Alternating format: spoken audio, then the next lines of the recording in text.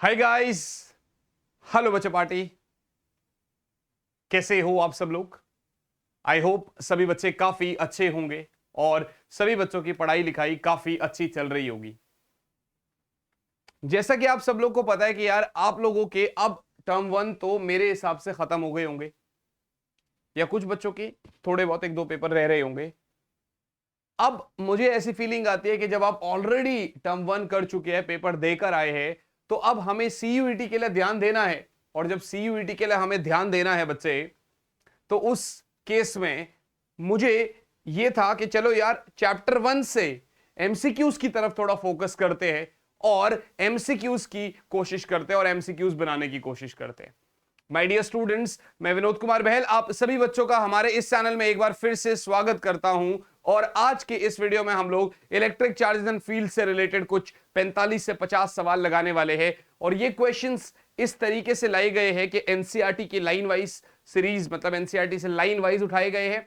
अगर आप एनसीईआरटी पढ़ेंगे और आपने पढ़ी होगी तो आपको यहां से क्वेश्चन इजीली बन जाएंगे। दूसरा, जितने भी फॉर्मूलाज है सब यहां पर लिखवा रखे हैं। तीसरी बात यह है कि जो भी आपका कॉन्सेप्ट होगा उस कॉन्सेप्ट के बिहाफ पे सीधा सीधा यहां पर आप लोगों से क्वेश्चन पूछा गया है, और जिस क्वेश्चन का आप आंसर देंगे तो उसके बिहाफ पे आप लोगों से इजीली जवाब बनेगा। और जब आप जवाब दे रहे होंगे तो आप लोगों को लगेगा कि यार मेरा कॉन्फिडेंस बूस्ट हो रहा है और आप लोगों को पढ़ने में और ज्यादा मजे आ रहे होंगे। I hope this is very very clear to all बच्चा पार्टी।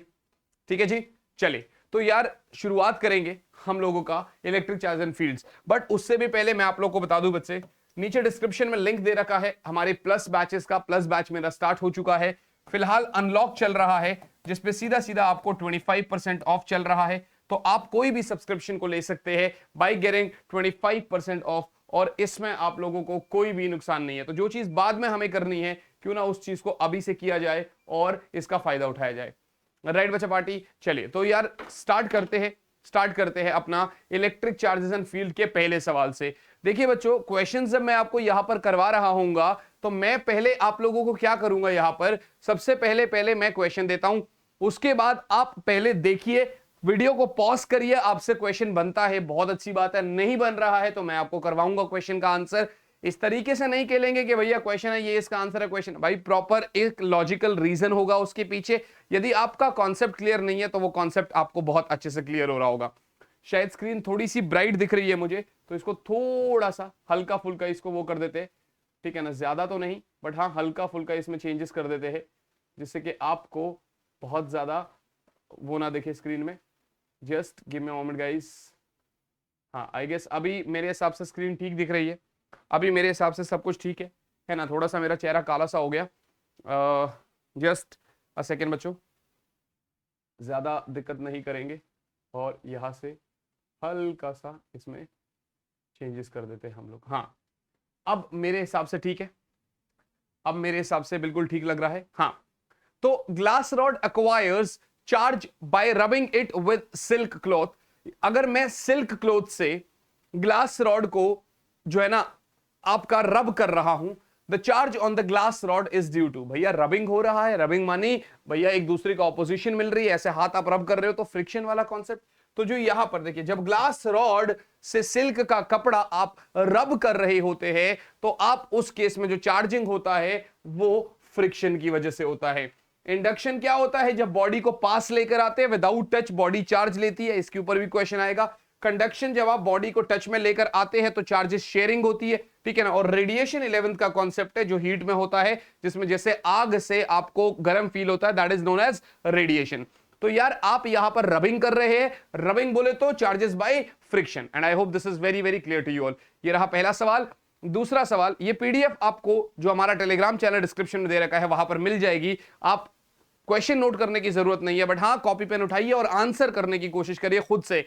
और कमेंट बॉक्स में लास्ट में जाते जाते ये बताइएगा कितने क्वेश्चन आपने अटेम्प्ट करे और उसमें से आपको कितने क्वेश्चन आते थे, आपने कितने क्वेश्चन अच्छे से करे। My dear students, two charge spheres are separated by 2 mm. Which of the following would yield the greatest attractive force? भैया दो चार्ज पार्टिकल्स है, वो 2 mm दूरी पर सेपरेटेड है, तो ग्रेटेस्ट अट्रैक्टिव फोर्सेस क्या होगा? भैया यहां पर आपको थोड़ा सा कभी कभार हार्डवर्क के साथ साथ स्मार्ट वर्क में भी खेलना पड़ता है। मतलब सर क्या बोल रहे थे, मतलब मैं बताता हूं। अट्रैक्टिव बोला। अट्रैक्टिव कब होता है? जब आपका एक पॉजिटिव है और एक नेगेटिव है, यानी अनलाइक चार्जेस है। अब भैया प्लस प्लस ए ऑप्शन में, सी में माइनस माइनस, डी में माइनस माइनस, तो यार ये तो हो ही नहीं सकता ना भाई, ये तो हो ही नहीं सकता। तो जो आपका फाइनल आंसर है वो तो बी ही है भाई, +2q और -2q। भैया फाइनल आंसर क्या है आपका? बी ही तो हुआ भाई। अब यार ग्रेटेस्ट बोलो चाहे स्मॉलेस्ट बोलो, अट्रैक्टिव का ऑप्शन ही एक है, तो आप एक पे क्लिक करोगे। अब आप पहले से अगर ऐसा सोचते कि चलो इसका फोर्स निकाल लेते हैं KQ1 Q2/r², फिर इसका निकालते, फिर इसका, इससे बढ़िया पहले थोड़ा सा। प्रॉब्लम ये नहीं होती कि हमें सोचना आता नहीं है, प्रॉब्लम ये है कि जब हम एग्जामिनेशन में बैठे हैं तो प्रेशर इतना ज्यादा है, एक तो रात को सोए नहीं होते हैं, वो गलती नहीं करनी है। धीरे धीरे मैं आपको बता रहा हूं कि क्या क्या गलतियां आपको नहीं करनी। तो प्रॉब्लम यही है कि हम जो है ना इतना ज्यादा प्रेशर में है कि जो हमें आता है ना उसको भी गलत कर देते हैं और फिर बाद में हमें प्रॉब्लम होती है उस चीज में। अगला सवाल आपके सामने है कि सर सिलिंड्रिकल कंडक्टर है, वो एक और पॉजिटिवली चार्ज्ड कंडक्टर के पास हमने रख दिया, तो सिलिंड्रिकल कंडक्टर ने नेट चार्ज कितना एक्वायर किया? भाई मेरी बात समझो, आपने पॉजिटिव चार्ज के पास सिलिंड्रिकल कंडक्टर को रख दिया, अब इंडक्शन के थ्रू उसके एक सरफेस पे नेगेटिव चार्ज आ जाएगा और दूसरे सरफेस पे पॉजिटिव चार्ज आ जाएगा, जैसे इंडक्शन में होता है। लेकिन भैया नेट चार्ज तो आपका कंजर्व मतलब कांस्टेंट रहेगा, उस पे जितना पहले था उतना ही बाद में रहेगा। तो वो चार्जेस इंड्यूस होता है वो उसका खुद का ही चार्ज होता है। बात समझ में आ रही है कि नहीं आ रही है? बस वो सेपरेशन हो जाती है उसमें, ठीक है ना। न्यूट्रल है अगर तो न्यूट्रल ही रहेगा बाद में भी। तो इसलिए आप यहां पर कह सकते हैं कि आपने अगर एक सिलिंड्रिकल कंडक्टर के पास एक कोई पॉजिटिवली चार्ज बॉडी रख भी दी तो जो नेट चार्ज वो सिलिंड्रिकल कंडक्टर एक्वायर करेगा वो आपका जीरो ही रहेगा, वो आपका जीरो ही रहेगा। ये थ्योरेटिकल है, ऐसा नहीं है कि सारे क्वेश्चन थ्योरेटिकल ही है, न्यूमेरिकल्स भी आएंगे, बट आपको देखो एनसीईआरटी खोलेंगे ना तो आपको लाइन वाइज ऐसी क्वेश्चंस मिलेंगे और आपको समझ में आएगा। सीयूईटी में तो आपका सब कुछ रहेगा ना, डिलीटेड तो कुछ है नहीं अभी, ठीक है ना। तो अब ध्यान से देखिएगा सर, अगला सवाल, a comb run through once dry hair attracts small bits of paper, this is due to. भैया आपने देखा होगा एक कंघी को, स्केल को, पेंसिल को आप रब करते हैं बालों पे तो वो छोटे छोटे पेपर के पोर्शंस को उठा लेता है। इसका मतलब क्या होता है? इसका एक ही मतलब है भैया कि अगर ये आपकी कंघी है, इतनी बड़ी तो नहीं होती होगी बट चलो, अगर ये आपकी कंघी है, ये पेपर के इस पीस को उठाता है तो यार इस पीस में ये जो होता है ना ये पोलराइज हो जाता है। मतलब क्या होगा भैया, ये इस पोर्शन को, ये इसके जो अपोजिट चार्ज है उसको खींचेगा और जो सेम चार्ज है उसको रिपेल मारेगा। तो इस क्वेश्चन में कभी अगर ऐसा आता है आंसर तो आप कहेंगे कि भैया जो पेपर के एटम्स है वो आपके पोलराइज हो जाते हैं बाय दी चार्ज्ड कॉम्ब। भैया पहले आपने चार्ज कॉम्ब को, पहले आपने कॉम्ब को बालों से अट्रैक्ट रब किया, वो चार्ज हो गया। अब वो जब पेपर के पार्टिकल्स है उसमें क्या करेगा, उसमें वो इस तरीके से कर लेता है कि उसका जो सेम नेचर का चार्ज है उसको रिपेल करेगा और जो अपोजिट नेचर है उसको अट्रैक्ट करता है। इसलिए जो पेपर की पीसेस है ना वो आपकी इजीली अट्रैक्ट हो जाते हैं। क्या मेरी बात समझ में आ रही है? यहां तक आप लोगों ने समझ लिया। देखिए 4 क्वेश्चन हमारे हो गए हैं, 5वें सवाल की तरफ चलते हैं। थ्योरेटिकल क्वेश्चन कुछ है लेकिन हां अब 7-8 के बाद आपके थ्योरेटिकल नहीं है, फिर आपको सॉल्यूशन वाले क्वेश्चन मतलब न्यूमेरिकल सॉर्ट ऑफ होंगे। Charge on a body is integral multiple of plus minus e, it implies the laws of. ये बहुत सिंपल सी बात है, एनसीईआरटी का एक आपका प्रॉपर्टीज ऑफ चार्ज है। चार्ज की प्रॉपर्टी क्या बोलती है कि कोई भी माइक्रोस्कोपिक बॉडीज में अगर किसी बॉडी के ऊपर चार्ज है तो वो आपका उसका इंटीग्रल मल्टीपल है। मतलब एक बॉडी से दूसरी बॉडी के पास या तो 1 इलेक्ट्रॉन, 2 इलेक्ट्रॉन, 5 इलेक्ट्रॉन, 10 इलेक्ट्रॉन ऐसे जा सकते हैं, 2.5, 3.5, 4.5 मतलब फ्रैक्शन में नहीं जा सकते हैं। तो ये क्या होता है, this is quantization nature of charge. इसको क्या बोलते हैं भैया? Quantization nature of charge. इसको अपन बोलते हैं quantization nature of charge. I hope this is very clear to you all. आइए आगे बढ़ेंगे, आगे बढ़ते हैं। When 10 raised to the power 19 electrons are removed from a neutral metal plate, the electric charge on it is। देखिए भैया, electrons देंगे तो नेगेटिवली चार्ज, इलेक्ट्रॉन्स रिमूव करेंगे तो पॉजिटिवली चार्ज। हाँ भैया, तो भैया अगर आपने इलेक्ट्रॉन रिमूव किया है ये वैसे ही नहीं हो सकता, या ये या ये या ये, और आपको फॉर्मूला पता है Q is equals to NE। सही है भैया? तो नंबर ऑफ इलेक्ट्रॉन्स जो आप रिमूव कर रहे हैं वो 10 raised to the power 19 है और चार्ज ऑन इलेक्ट्रॉन्स आपका ये होता है।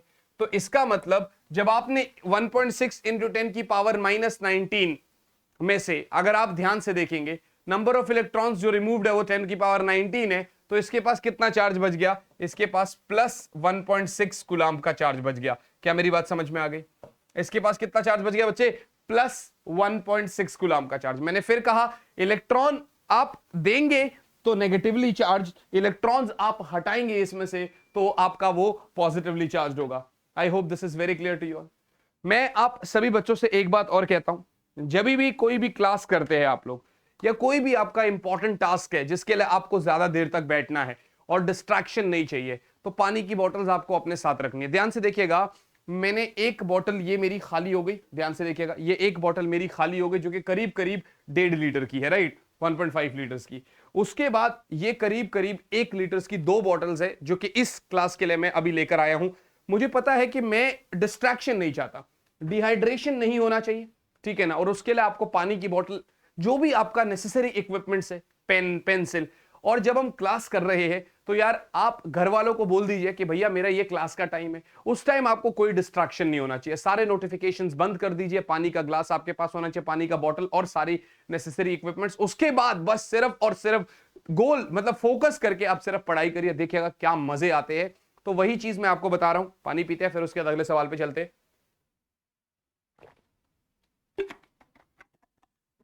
हाँ जी, तो यार ये तो मैंने कर दिया। अगला अगर आप देखेंगे, body has a charge of -2 microcoulomb. एक बॉडी है जिसपे नेगेटिवली चार्ज है, मानी इलेक्ट्रॉन ज्यादा है। अगर इसके पास प्रोटॉन्स इतने हैं तो इसके पास इलेक्ट्रॉन्स कितने होंगे? देखिए मैं पहले ही आपको बोल चुका हूं कि हार्डवर्क जरूरी है, लेकिन हार्डवर्क से पहले आपको स्मार्ट वर्क करना पड़ेगा और आपको स्मार्टली सोचना पड़ेगा। अकॉर्डिंग टू दिस क्वेश्चन ये क्या बोलता है कि बॉडी के पास -2 माइक्रोकूलम चार्ज, जिसके पास इतना प्रोटॉन्स है तो कितने इलेक्ट्रॉन्स बॉडी के पास है? आइए देखते हैं। अगर बॉडी के पास -2 माइक्रोकूलम चार्ज है तो भाई प्रोटॉन्स से इलेक्ट्रॉन्स ज्यादा होंगे, number of protons will be less than number of electrons. तो आप अगर आंसर में देखेंगे तो भैया वो 2.5 है, ये 1.25 है, ये तो हो नहीं सकता। बाई प्रोटॉन्स से इलेक्ट्रॉन कम तो नहीं हो सकते, ज्यादा ही होगा। बराबर भी नहीं हो सकते क्योंकि बराबर में वो न्यूट्रल हो जाएगा, तो चार्ज उस पर 0 होगा, यहां पर माइनस में है। अब या तो नन ऑफ दीज है या ये है, क्योंकि ये ज्यादा है। अगर यहां पर कोई और कम वाला होता तो मैं बगैर सोचे समझे इस पर क्लिक कर देता, पर क्योंकि नन ऑफ दीज वाला भी ऑप्शन है तो मुझे सॉल्व करना पड़ेगा। बोल रहा है टोटल चार्ज किसके बराबर होता है?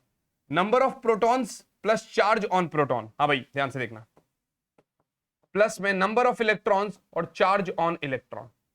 बात समझ में आ रही है? ऐसा ही है। अगर आप ध्यान से देखेंगे तो ये -2 इंटू 10 की पावर -6 कूलम का चार्ज। नंबर ऑफ प्रोटॉन्स कितना है? 2.5 इंटू 10 की power -13 plus 13 into charge of proton positive होता है 1.6 इंटू 10 की पावर -19। अभी नंबर ऑफ इलेक्ट्रॉन्स जो है वो पता नहीं, लेकिन चार्ज ऑफ इलेक्ट्रॉन्स -1.6 इंटू 10 की पावर -19 होता है। I hope this is very clear to you. आपको कुछ नहीं करना है, इस वाले को पहले यहां पर माइनस में लेकर जाना है इससे, ठीक है ना, इस वाले को माइनस करना है। So I will say that -2 into 10 की पावर -6 माइनस में 2.5 इंटू 16, 16 इंटू 20 320, 16 पंजे 80, 404, यानी 25 इंटू 16 अगर आपका देखते हैं तो आपका 400 बनता है, विच इज 4। सो -4 इंटू, और ये 13 और -19 है तो आप कह देंगे भैया -6 बराबर -1.6 इंटू 10 की power -19 into number of electrons. आपको कॉन्सेप्ट समझ आया मैंने क्या किया? मैंने बोला भैया टोटल चार्ज जो है वो प्रोटॉन का चार्ज प्लस इलेक्ट्रॉन के चार्ज के बराबर होगा। भैया प्रोटॉन का चार्ज पॉजिटिव है, टोटल नेगेटिव है, इलेक्ट्रॉन का चार्ज नेगेटिव है, तो साइन को आपको इस तरीके से कंसिडरेशन करना है और इस तरीके से कंसिडर करना है। साइन में ही इश्यू आता है, बाकी सब तो सही है। ये -2 -4 -6 पावर आपने कॉमन ले लिया, बराबर -1.6 इंटू 10 की power -19 into number of electrons. भैया माइनस से माइनस कट जाएगा, इसको आके डिवाइड मारो, 6/1.6 इंटू 10 की पावर -6 और नीचे में -19, ये आपका नंबर ऑफ इलेक्ट्रॉन्स है। बड़ी सिंपल सी बात है भैया, नंबर ऑफ इलेक्ट्रॉन्स जो है पावर -6 + 19 तो 10 की पावर 13 ही आ रहा है, लेकिन साथ साथ में जो वैल्यू है वो कितनी आ रही है? पॉइंट से ये अगर ऊपर जाएगा 4 4 16, 4 से गया 15, 4 3 12, ठीक है ना, 3 0 4 7 28, ठीक है ना, 3 0 4 7 28, 2 0 3.75 इंटू 10 की पावर 13, तो नंबर ऑफ इलेक्ट्रॉन्स जो है वो आपका 3.75 into 10 raise to the power 13 है. That simply means C is the correct answer. That simply means C is the correct answer. बोलो बच्चों, I hope this is very very clear to you all. एक बार मैं side हो जाता हूं, एक बार आप लोग देखिए, अगर आपने नोट नहीं करा है तो या तो स्क्रीनशॉट ले लो. वैसे मैं स्क्रीनशॉट के फेवर में नहीं हूं, मैं कहता हूं आप लोग को नोट कर लेना चाहिए, ठीक है ना, फिर आगे बढ़ेंगे.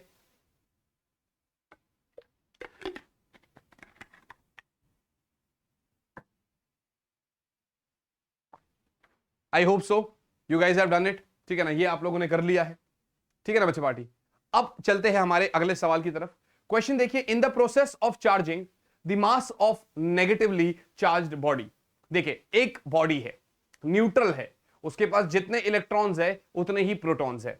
अब आप क्या कर रहे हैं बच्चे, आप इसको थोड़े से ज्यादा इलेक्ट्रॉन दे रहे हैं, तभी तो ये नेगेटिवली चार्ज्ड बॉडी माना जाएगा, है ना. आपने थोड़े से ज्यादा इलेक्ट्रॉन्स दे दिए, तभी तो ये नेगेटिवली चार्ज बॉडी माना जाएगा. और अगर आप इलेक्ट्रॉन्स देंगे तो इलेक्ट्रॉन्स भले ही बहुत ज्यादा कम मास के हैं, पर कुछ तो है, तो इलेक्ट्रॉन्स के साथ साथ उसका थोड़ा सा मास भी आएगा.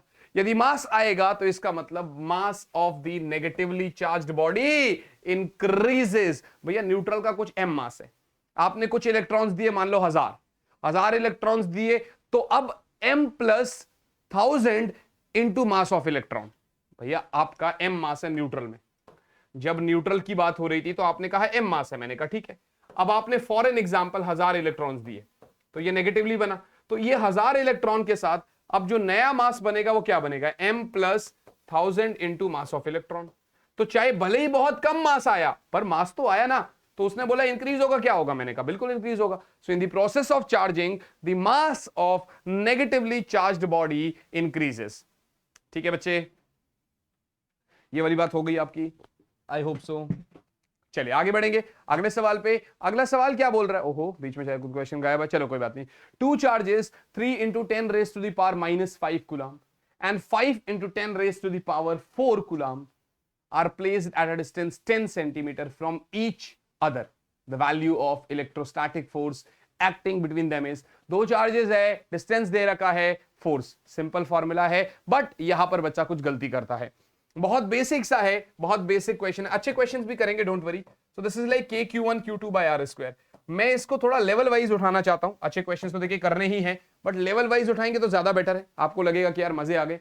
अगर मैं फोर्स की बात कर रहा हूं तो भैया फोर्स आपका क्या होगा, 9 into 10 raise to the power 9. Charge on first is 3 into 10 की power -5 and charge on second is 5 into 10 raise to the power 4 and divided by r square. That simply means 10 into 10 into 10 की power -4. You know why -4 क्यों किया, centimetre को metre में convert करना है, तो 1 centimetre 10 की पावर -2 मीटर के बराबर होता है. बात समझ में आ रही है. तो सर ये चीज ठीक है. 9 3 जा 27, 5 जा 135 इंटू पावर 9 है -5 यानी 4, 4 + 4 8. सही है. प्लस बच्चे ये 2 से -2 कट जाएगा तो -2, तो ये 2 पावर और हो गया. सो 135 इंटू 10 की पावर 10. इसका मतलब 13.5 इंटू 10 की पावर 11. कायदे से इसको 1.35 इंटू 10 की पावर 11 न्यूटन देना चाहिए था, बट स्टिल अगर आप नॉर्मली देखोगे तो यही आपका आंसर है. बेसिक कूलम्ब्स लॉ का फॉर्मूला था. बेसिक आपने बोला force is equals to k q1 q2 by r square, और उसके अकॉर्डिंग हमने ये आंसर कर लिया. आई होप सो ये आप लोगों ने नोट डाउन कर लिया है ना. अब इसके जस्ट बाद मैं आगे बढ़ूंगा, ठीक है ना. ओहो शट डाउन क्यों हो रहा है. अच्छा, इसके जस्ट बाद मैं आगे बढ़ूंगा और आप ध्यान से देखेंगे तो आपका सवाल क्या बोलता है. 2 charges of equal magnitudes and eight a distance r exerts a force F on each other. 2 charges है, इक्वल मैग्नीट्यूड है, r दूरी पर है, फोर्स F लगा रहे हैं. अब चार्जेस को आधा कर दिया गया, डिस्टेंस उनके बीच में डबल कर दी गई, तो नया फोर्स कितना होगा. सोचो थोड़ा सा, आधे मिनट का टाइम देता हूं, 30 सेकेंड्स के लिए सोचो, फिर मैं करवाऊंगा. कोई भी क्वेश्चन होगा 30 सेकंड्स का टाइम दे देंगे आपको. 30 सेकंड्स के लिए आप सोच लीजिए, फिर मैं आपको वैसे भी करवा ही दूंगा. गौरव बच्चा पार्टी. हाँ जी. सो आई वुड सजेस्ट आप कैसे करेंगे, जब 2 इक्वल चार्जेस है तो फोर्स क्या लगेगा, के q1 इज लाइक q और q2 is like q by r square. सही है बच्चे, ये मेरे हिसाब से आपका फोर्स लग गया. f डैश के लिए आपका k q डैश का square by r dash square. बोला चार्ज जो मैग्नीट्यूड है वो आधा कर दिया. अच्छा, सो f dash is k, q dash is like q by 2 का होल स्क्वायर. सही है. और डिस्टेंस को क्या कर दिया, डबल कर दिया, तो आर डैश का स्क्वायर इज लाइक 2r का होल स्क्वायर, सही है। दिस इज के q square by 4r square, ये जाएगा ऊपर, ये जाएगा इधर, सो दिस इज लाइक के q square by 16r square. Okay, this is what, f by 16, this is f by 16। तो भैया जो न्यू फोर्स है वो कितना है, वो 1/16 टाइम्स फोर्स, यानी पुराना जो फोर्स था उसका 16 गुना फोर्स ये कम हो जाएगा। चार्ज को आपने आधा कर दिया, डिस्टेंस को डबल कर दिया, डिस्टेंस जितना ज्यादा बढ़ाओगे उसके स्क्वायर टाइम्स आपका फोर्स कम होता जाएगा। बेसिक क्वेश्चन था, बिल्कुल बेसिक है, मुझे पता है, बट अच्छे क्वेश्चंस भी है, अच्छे क्वेश्चंस भी लेकर आऊंगा। मैंने कहा था ना 40-50 क्वेश्चंस करेंगे, तो करीब करीब 1.5 घंटे के आसपास का लेक्चर रहने वाला है। 40-50 क्वेश्चंस कर रहे होंगे यहां पर। इस चैप्टर के जस्ट बाद आपके पास सेकंड चैप्टर भी आ रहा होगा, तो आपको सेकंड चैप्टर भी करना है इसके बाद, है ना बच्चे, अच्छे तरीके से।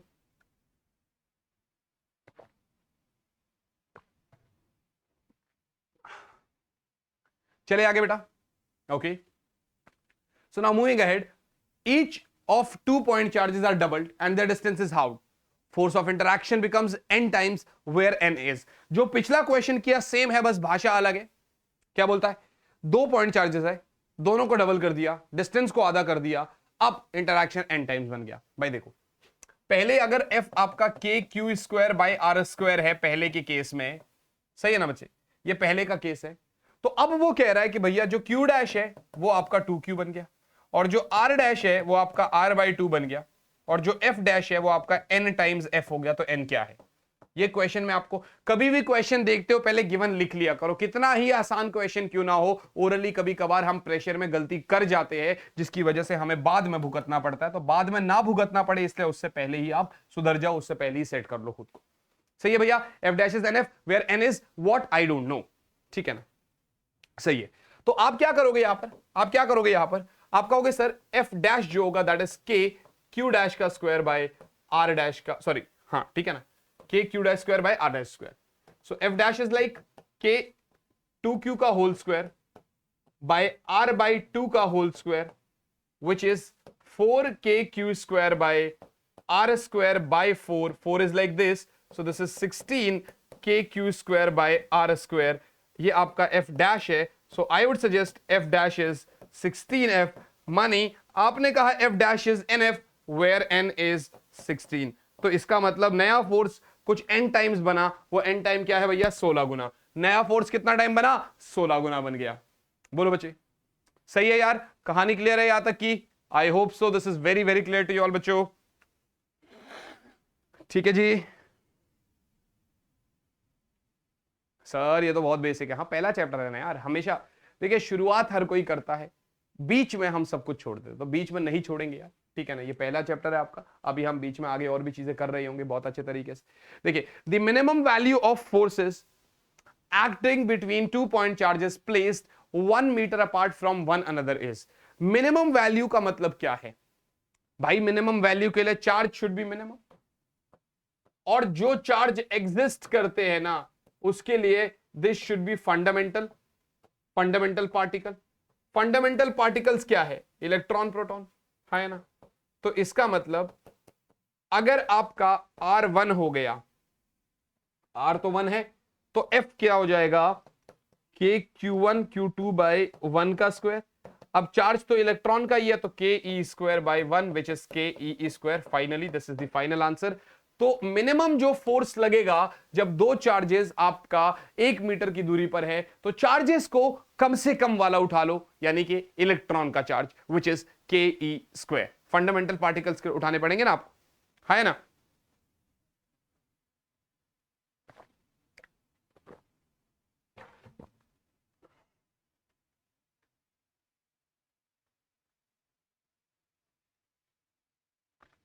चले आगे बच्चे,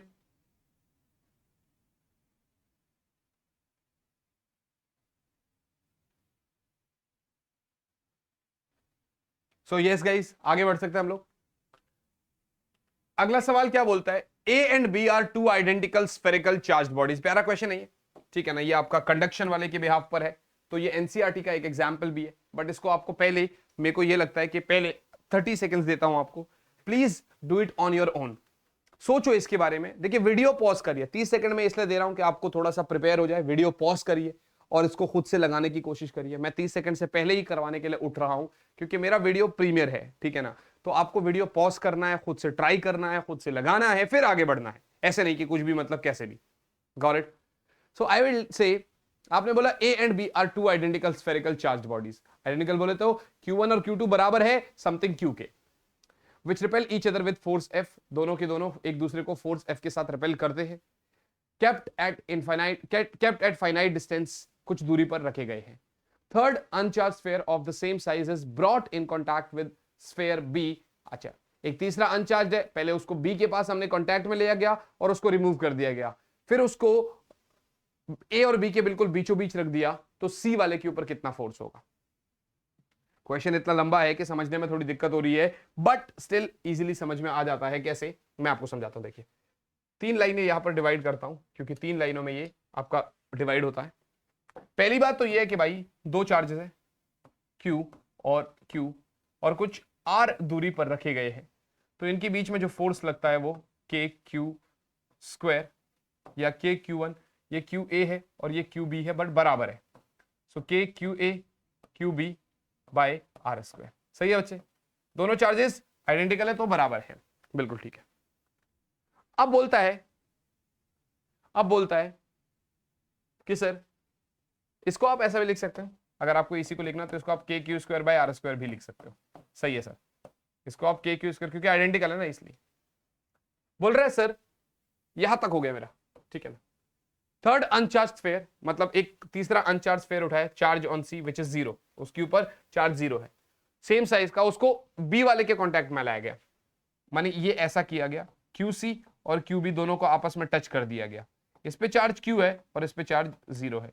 बच्चे जब ऐसे आइडेंटिकल बॉडीज को टच करते हैं तो कंडक्शन वाला यानी चार्जेस का शेयरिंग होता है, और उसका एक जो फॉर्मूला है वो मैं आपको देता हूं। सो अब दोनों पे जो नेट चार्ज आएगा that is Q1 plus Q2 by 2 which is basically Q plus 0/2, दोनों पे अब Q/2 चार्ज आ गया। सही है बच्चे? अब कह रहा है सर हटा दिया उसको और इसको बिल्कुल बीचों बीच रख दिया गया। बोले तो ये आपका Q है अभी A पॉइंट पर, उसके बिल्कुल बीच में आपका Q/2 चार्ज वाला है C पॉइंट पर, और यहां पर फिर से Q/2 रख दिया गया B पॉइंट पर। कारण, क्योंकि अब इसका चार्ज आधा हो गया, Q/2 हो गया।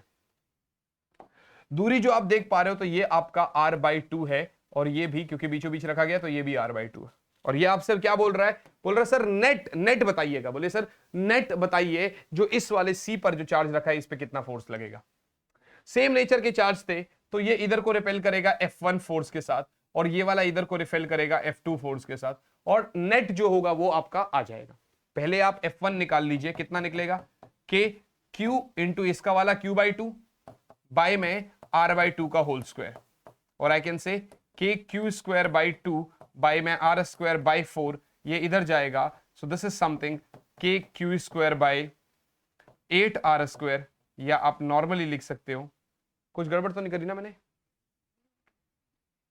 ओके, इधर थोड़ी जाएगा, सॉरी, कैलकुलेशन में मिस्टेक हो गई भैया, ये इधर नहीं जाएगा, ये इधर जाएगा। सो दिस इज 4KQ²/2R², 2 से 2 कट जाएगा, which is 2KQ²/R², which is 2F। मानी जो उस डायरेक्शन में फोर्स लगा है वो 2F है। ध्यान से देखना, इधर जो मेरा फोर्स लगा है वो 2F है, ठीक है ना? सही है। अब F2 की बात करेंगे तो F2 कितना आएगा भाई? F2 कितना आएगा? K, देखिए F2 Q/2 into Q/2 bye R/2 का होल स्क्वायर, और I can say KQ²/4 bye R²/4, 4 से 4 कटा, which is finally KQ²/R², which is finally KQ²/R², ठीक है ना? which is finally F के बराबर। सही है भाई, KQ²/R² तो F के बराबर है, माने इस डायरेक्शन में फोर्स नेट F लगा। तो यार एक बात बताओ, इधर ही देख लेते हैं, अगर इस डायरेक्शन में आपका 2F फोर्स लग रहा है और इसमें F फोर्स लग रहा है तो F नेट क्या होगा भाई? 2F minus F, which is F only. ये आपका फाइनल आंसर है। बात समझ में आ गई? थोड़ा सा ध्यान से देखिएगा। पहला कॉन्सेप्ट, दोनों को टच करेंगे, चार्जेस रीडिस्ट्रीब्यूट होंगे, चार्जेस का जो फॉर्मूला बनेगा that will be Q1 plus Q2/2, charges ऐसे बन गए। उसके बाद आप क्या करोगे? Q1 प्लस Q2/2 तो आपका बन जाएगा। उसके बाद उस तरीके से आप देखोगे तो आपको समझ में आ जाएगा।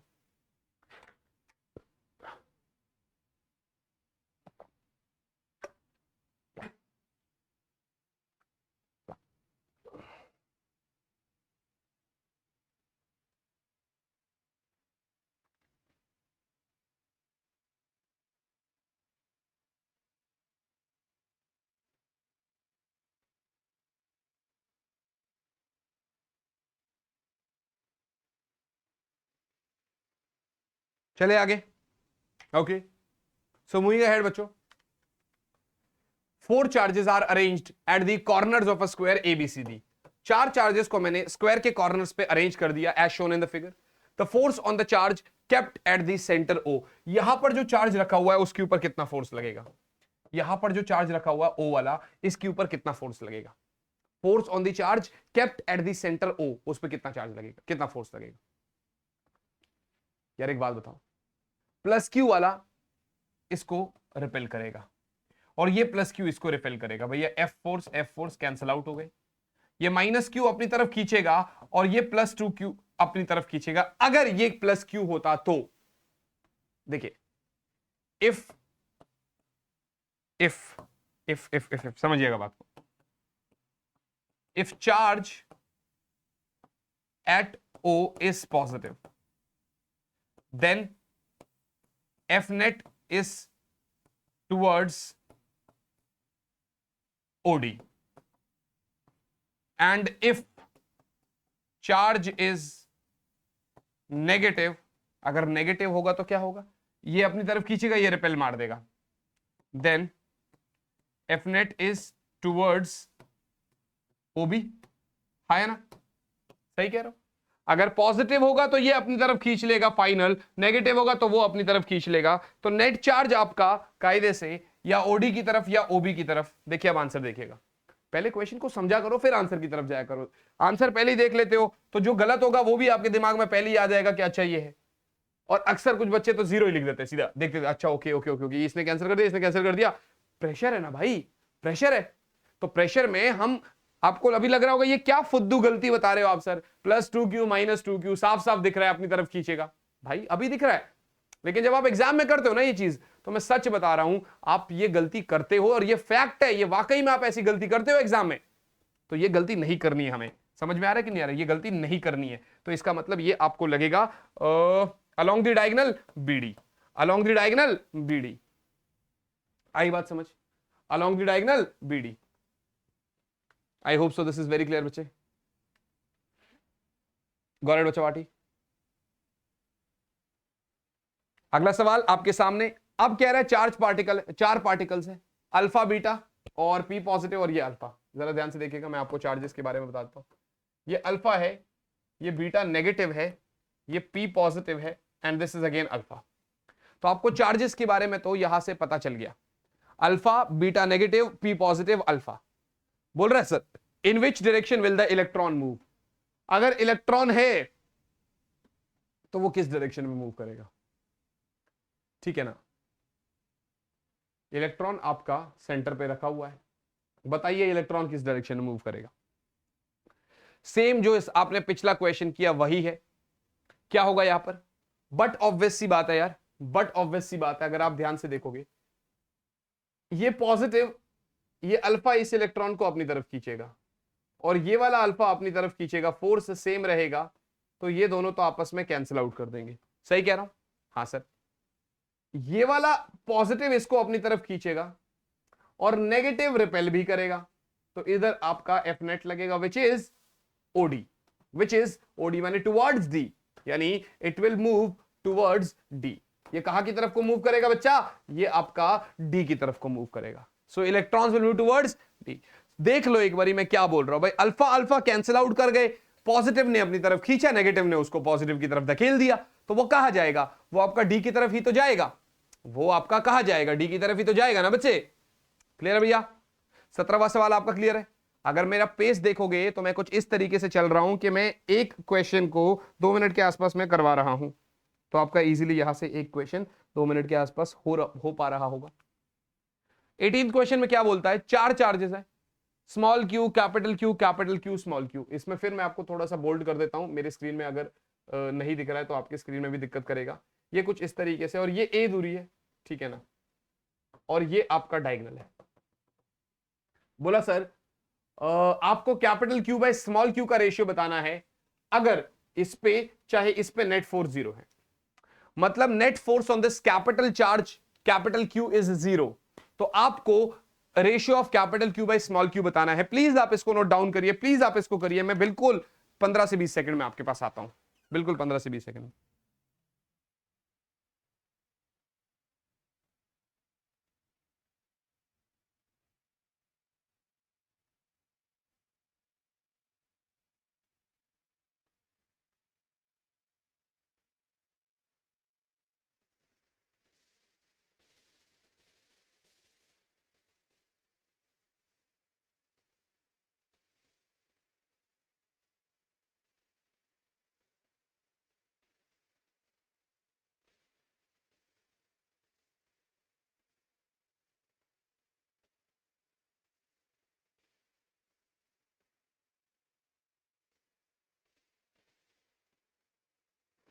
आई होप आपने यहां तक कर लिया बच्चों।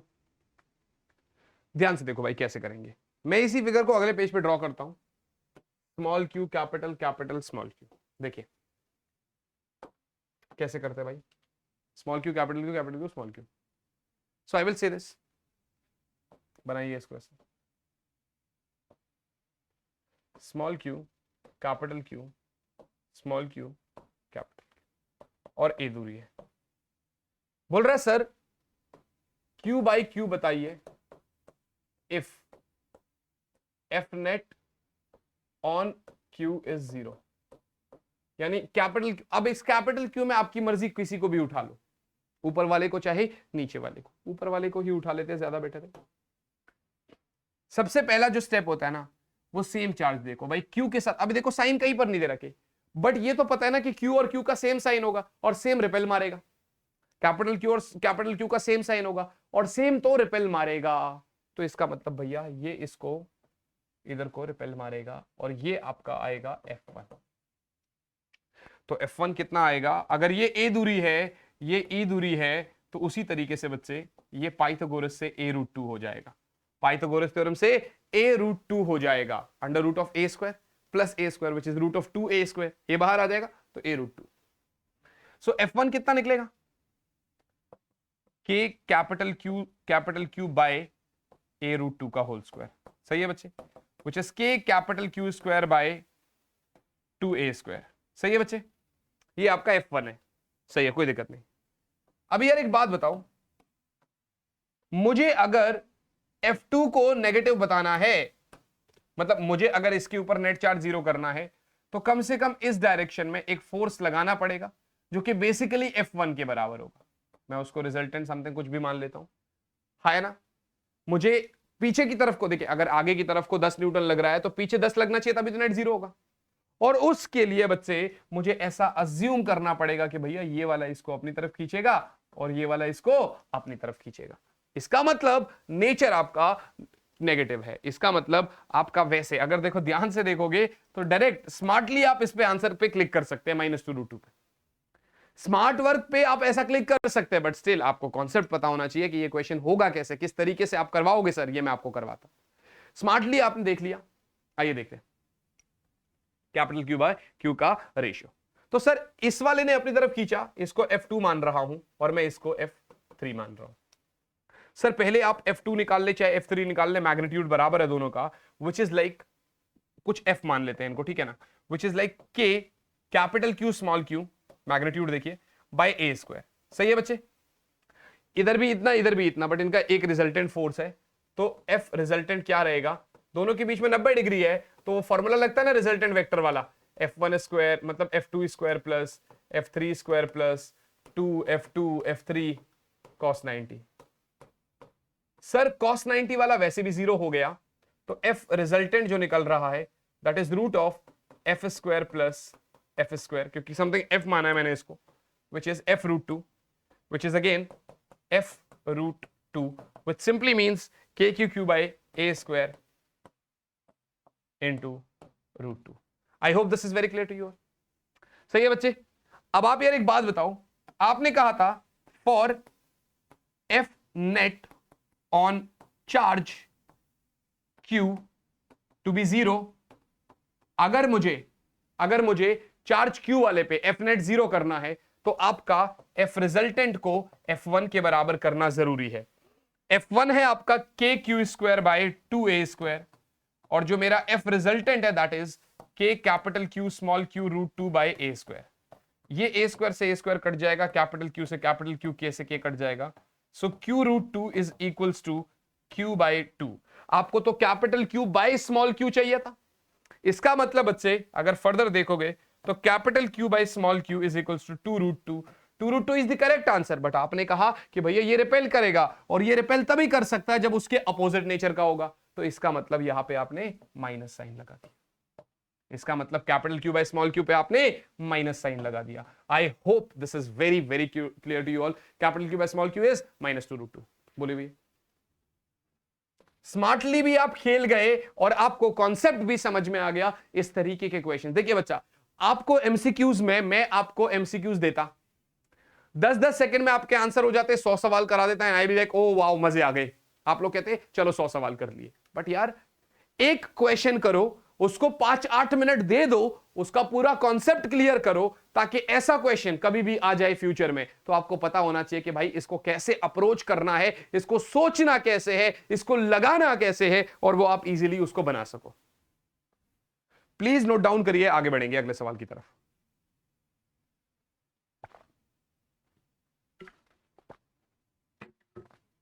हो गया बच्चे? चलिए moving ahead to the next question. बच्चा कह रहा है sir the physical quantity that has the unit newton per coulomb is. एक फिजिकल क्वांटिटी है जिसका यूनिट न्यूटन पर कूलम्ब है। The physical quantity that has the unit newton per coulomb is. एक physical quantity है जिसका unit newton per coulomb है। कैसे पता चलेगा भाई? आपको पता है electric field is equals to force per unit charge.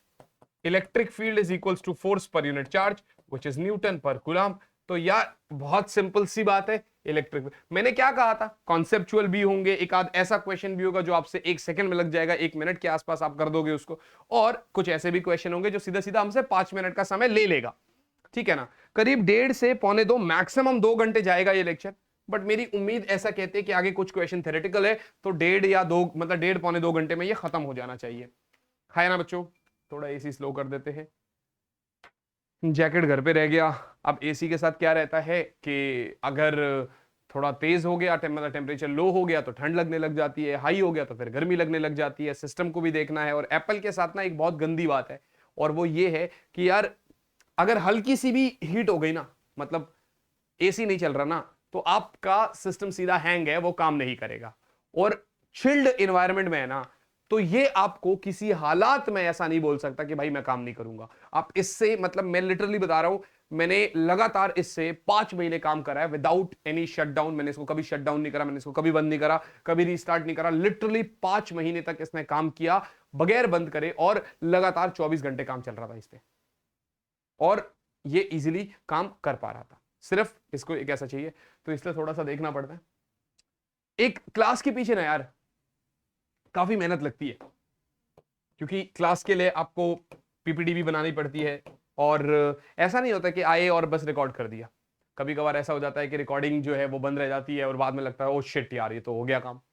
कभी कभार ऐसा होता है कि रिकॉर्डिंग तो चल रही है बट माइक म्यूट हो गया, मतलब माइक बंद हो गया, और फिर बाद में उसको री रिकॉर्ड करना पड़ता है। तो जो लाइफ में प्रॉब्लम्स है ना वो सबके साथ आएगी। मैं कैमरे के इस पार हूं तो मेरे साथ भी है, और आप कैमरे के उस पार है तो आपके साथ भी है। लेकिन हमारा अल्टीमेट गोल क्या है? उन सभी प्रॉब्लम्स को जीतना, और उन सभी प्रॉब्लम्स का डट कर सामना करना, उनसे भागना नहीं, और फिर आगे बढ़ते चलना। क्योंकि स्लोप जो होता है ना वो कभी भी एक साथ इंक्रीजिंग नहीं होता है। पहले up down up down up down up down, उसके बाद जाके जब बढ़ता है, और जब स्लोप बढ़ता है ना तो फिर लोगों को दिखता है। तो उसके पीछे बहुत मेहनत लगती है भाई, उसके पीछे कड़ी मेहनत करनी पड़ेगी। आप लोगों का जो ये थोड़ा बहुत इस समय पे, भाई देखो सीयूईटी का एग्जाम देना है आपको, अगर आपने यहां पर खुद को डिस्ट्रैक्ट होने से बचा लिया तो बेस्ट टू बेस्ट कॉलेज मिलेगा आपको। इसका मतलब नेक्स्ट 3 साल 4 साल आपके ऐसे हो गए कि बिल्कुल ही सिक्योर हो गए। जितना बढ़िया कॉलेज उतना ही आपका एनवायरनमेंट भी बढ़िया होगा। आपने सुना ही होगा, you are the average of the 5 persons around which you are. मतलब अगर 5 लोगों के आसपास है आप, तो आप जो है, आप छठे जो है वो उन 5 का एवरेज होगा।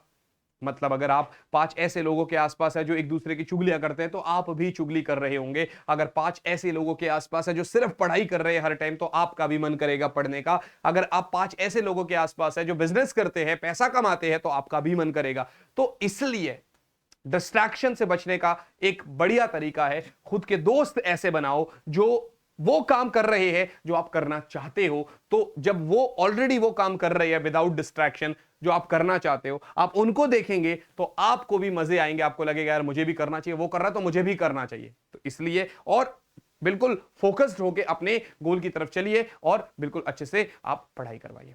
गॉट गाइस, ये बात समझ में आ गई आपको? तो ये हो गया। अगला सवाल आपके सामने है, sir a proton moving at constant velocity enters the region between two charge plates as shown below, which of the paths shown correctly indicates the proton's trajectory after leaving the region between the charged plates. भाई अगर आप ध्यान से देखोगे भाई, असल में आपको यहां दिख नहीं रहा होगा, but this is like proton एक पॉजिटिवली चार्ज है, ये पॉजिटिव है, ये नेगेटिव है।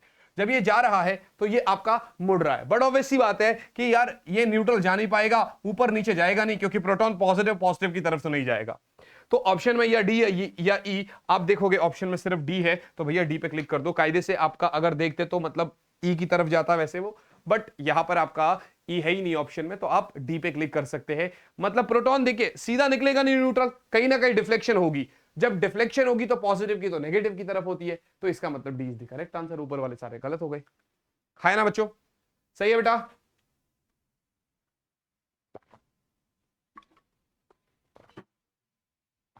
I hope this is very very clear to you all. आगे बढ़ते। Okay, a charged cloud system produces an electric field in air near the surface. यार ये क्वेश्चन ना काफी सिंपल है, बट ये बहुत ज्यादा लेंदी क्वेश्चन है। ये आपका एनसीईआरटी का एग्जांपल है। मैं इसको यार आपको देखिए, बहुत बेसिक क्वेश्चन है, बहुत ज्यादा बेसिक क्वेश्चन है, सीधा कूलम्ब्स लॉ का फॉर्मूला लगना है, बट मैं आपको इसको एज अ होमवर्क दे रहा हूं, ठीक है ना? और प्लीज कमेंट बॉक्स में आंसर बताइएगा कि आपने किया कि नहीं किया, क्योंकि अगर आप स्टार्टिंग से आए हो और यहां तक आए हैं, ये जो 50 मिनट के 48 मिनट के आसपास का लेक्चर आपने ज्वाइन किया है, तो मतलब आप पढ़ाई को लेकर काफी सीरियस है। And if you guys are very much serious about studies, तो आप ये वाला क्वेश्चन भी कर रहे होंगे और कमेंट जरूर कर रहे होंगे। तो जिस जिसका कमेंट आएगा, मुझे एटलीस्ट इतना तो पता चल जाएगा कि भाई ये बच्चा जो है कम से कम 48 मिनट सीरियस वाला बच्चा है ना बच्चों? अभी मेरा प्रेजेंटर ही टूट जाता, देखे काम कर रहा नहीं कर रहा। ओह नो, अब ये ना हो जाए कि काम ही करना भूल जाए। एक मिनट बच्चों, चल जाए यार। ओ चल गया चल गया चल गया, चलो किस्मत बच गई। चलिए, the electric field required to keep a water drop of mass m just to remain suspended when charged with 1 electron is. सोचो सोचो क्या बोल रहा है, सोचो क्या बोल रहा है ये। बोला electric field required to keep a water drop of mass m just to remain suspended when charged with 1 electrons is what is the final answer? भाई बड़ी सिंपल सी बात है यार, एक वाटर ड्रॉप है जिसका कुछ मास m है, तो बड़ा वैसी बात है वो नीचे mg से आएगा, है ना? इसका मतलब इसको कुछ इलेक्ट्रिक फील्ड में रखना पड़ेगा, ठीक है ना?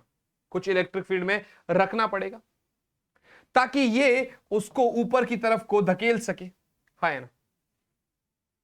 तो अगर क्योंकि चार्ज 1 इलेक्ट्रॉन का है, ठीक है ना, एक इलेक्ट्रॉन पे चार्ज है, मतलब इसमें नेगेटिव चार्ज है, तो इलेक्ट्रिक फील्ड आपको कुछ इस तरीके से लगानी पड़ेगी, क्योंकि ये ऊपर की डायरेक्शन में इसको अपने पास खींचेगा, है ना? है ना बच्चे? नेगेटिव चार्ज है ना भाई, -e चार्ज है, ठीक है ना? और ये इलेक्ट्रिक फील्ड है, और फोर्स क्या होता है? QE के बराबर होता है, तो इस पे जो चार्ज फोर्स लगेगा वो EE के बराबर लगेगा, और ये तभी बैलेंस होगा जब इसके ऊपर नेट फोर्स 0 होगा। नेट फोर्स 0 बोले तो ऊपर का फोर्स नीचे का फोर्स बराबर कर दो, बोलिए भैया EE बराबर mg कर लो आप। आई बात समझ? EE बराबर mg कर लो आप। क्या पूछ रहा है भाई? इलेक्ट्रिक फील्ड, तो भैया कैपिटल E बराबर mg/e, कैपिटल E बराबर mg/e, है ना? आ रही है बात समझ? आ रही है बात समझ? बोलिए बच्चों।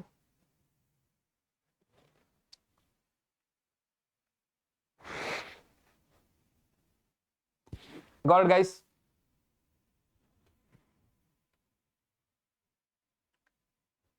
A charge of magnitude 3e and mass 2m is moving in an electric field E. The acceleration imparted to the charge is. भैया एक चार्ज है जिसका मैग्नीट्यूड 3e है, मास 2m है, इलेक्ट्रिक फील्ड में मूव कर रहा है, तो उस चार्ज का एक्सेलरेशन क्या होगा?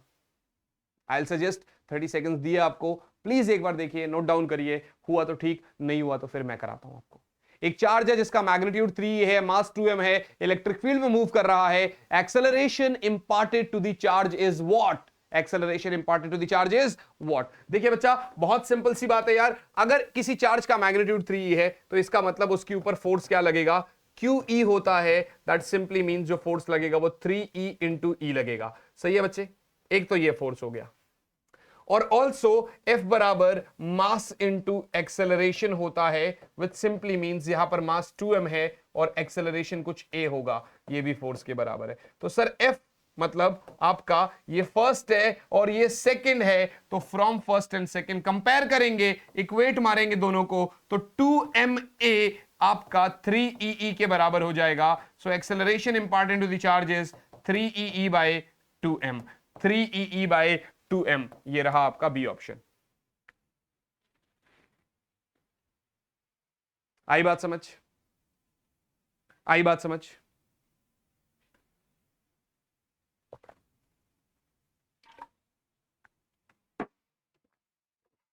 क्लियर है बच्चों, party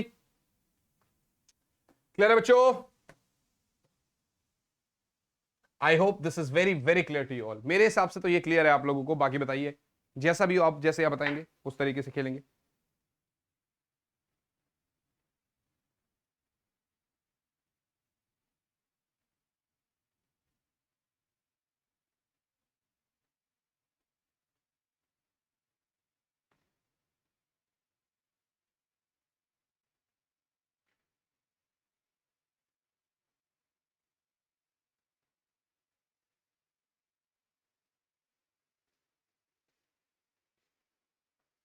So, a particle of mass m and charge q is placed at rest in a uniform electric field E and then released. अच्छा, एक पार्टिकल है, चार्ज m है, मतलब मास m है, चार्ज q है, इसको यूनिफॉर्म इलेक्ट्रिक फील्ड में रखा गया और रेस्ट से उसको रिलीज कर दिया, तो कह रहा पार्टिकल ने कितना काइनेटिक एनर्जी अटेंड किया होगा after moving a distance y। अब बहुत सारे बच्चे हैं यार, यहां पर दो चीजें सोच सकते हैं, काइनेटिक एनर्जी 1/2 mv², तो भाई रेस्ट से उसको लगाया था तो एक्सेलरेशन मिल जाएगा, तो पहले उसकी वेलोसिटी निकाल लो, फिर मास से मल्टीप्लाई करो। यार बहुत लंबा कॉन्सेप्ट आप फॉलो कर रहे हैं, इतना लंबा नहीं जाना है, हमें स्मार्ट वर्क खेलना है, बहुत कम टाइम होता है क्वेश्चन को सॉल्व करने के लिए। तो यार पार्टिकल को आप अगर इलेक्ट्रिक फील्ड में भेजेंगे, रिलीज करेंगे, तो उसके ऊपर फोर्स लगेगा और वो डिस्प्लेसमेंट भी कर रहा है, तो यानी कि फोर्स भी है, डिस्प्लेसमेंट भी है, तो वर्क डन होगा, which is force into y, है ना? सही कह रहा हूं। और एक्चुअली आपने देखा होगा work done is stored in the form of kinetic energy also. Force कितना लग रहा है भैया, चार्ज कितना है आपका, समथिंग कुछ भी आपका क्यू मान लेते, तो क्यू ई, और ये आपका वाई हो गया, और ये रहा आपका B option is the correct answer. दो स्टेप का क्वेश्चन था, आप पता नहीं इसको कितने स्टेप का बना लेते और आपका आंसर फिर गलत हो जाता। दो स्टेप का क्वेश्चन था, हम पता नहीं इसको कितने स्टेप का बना लेते और हमारा आंसर फिर गलत हो जाता और फिर हम गलती करके बैठ जाते यहां पर। मेरे हिसाब से ये आप लोगों ने कर लिया है, मेरे हिसाब से ये आप लोगों को समझ में आ रहा है। आप बताइए, फिर हम आगे बढ़ते हैं अगले सवाल की तरफ। 24 क्वेश्चन हम कर चुके हैं, हम जो टारगेट 2 मिनट का एक सवाल का लगा रहे हैं, तो आप अभी देखिए थोड़ा सा हम 54 पे चल रहे हैं क्योंकि पीछे 2-3 बड़े सवाल थे। आगे बढ़ते हैं फटाफट, थोड़ा जल्दी करेंगे। 25वां सवाल आपका, charged particle of mass m and charge q initially at rest is released in an electric field of magnitude e, it's kinetic energy after time t। भाई सेम क्वेश्चन है, लगभग लगभग सेम क्वेश्चन है। काइनेटिक एनर्जी फिर वही बात हो गई ना आपकी, क्या बोलेंगे आप? काइनेटिक एनर्जी इज, यहां पर आपका मास के फॉर्म में है तो लगाना ही पड़ेगा 1/2 mv²। सही है जी, सही है। सो 1/2 m, या इसको भी कर सकते हो फोर्स इंटू डिस्प्लेसमेंट में, आप एम ए इंटू डिस्प्लेसमेंट कर सकते हो, बट ठीक है, डिस्प्लेसमेंट दे ही नहीं रखा, तो m और v की जगह क्या लिखोगे? तो भैया v is equals to u plus a t होगा। रेस्ट पे था तो ये तो जीरो हो जाएगा, तो v बराबर ए टी हो गया। तो a की जगह क्या लिख सकते हो भैया? f बराबर ma होता है और f बराबर आपका QEB होता है। तो जब इनको कंपेयर मारेंगे तो ma आपका QE आएगा, तो एक्सेलरेशन आपका QE बाय m आएगा, तो यहां पर QE by m into t आएगा, और इसको पुट मारेंगे QE by m into t का स्क्वायर आएगा। So this is like 1/2 m q square e square t square by m square, m से m कटा, so this is like q square e square t square by 2m, ये आपका kinetic energy आ जाएगा। बात समझ में आ गई? क्या किया आपने? चार्ज को रेस्ट से रिलीज करा तो v बराबर u प्लस at हो गया, u तो 0 है, एक्सेलरेशन निकाला उस वाले फॉर्मूले से, डाला v निकला। उसके बाद आपने, यानी पिछले वाले क्वेश्चन को भी इस फॉर्मूले से हम कर सकते थे, बट वहां पर मास के फॉर्म में दे ही नहीं रखा था, सिर्फ चार्ज और इलेक्ट्रिक फील्ड, तो इसलिए हमने डायरेक्ट वर्क डन वाला लगाया। यहां लगाने की कोशिश करी मैंने, पर ये वाला रिलेशन नहीं आ पाता जो रिलेशन हमसे मांग रहा है, तो इसलिए हमें मजबूरन वेलोसिटी वाला कॉन्सेप्ट करना पड़ा। करिए इसको एक बार note down. I will be back in half minute, थोड़ा सा वॉशरूम जा रहा हूं।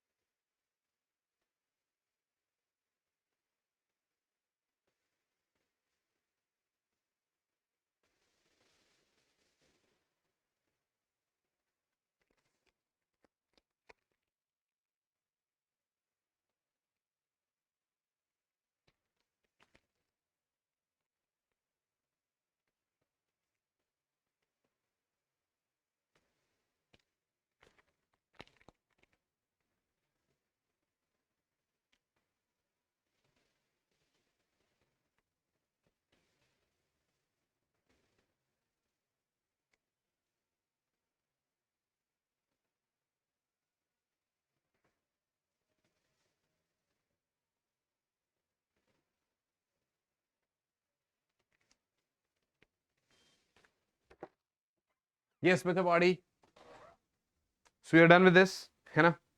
आगे बढ़ेंगे अगले सवाल की तरफ। For a point charge the graph between the electric field versus distance r is given by, बहुत सिंपल सी बात है यार, E is equals to kq by r square होता है, so E is inversely proportional to r square, which simply means भैया electric field और इसका जो रिलेशन है that is like this, E is inversely proportional to r square। बोलो बच्चे, आ रही है बात समझ? E is inversely proportional to r square and this is the answer which you get।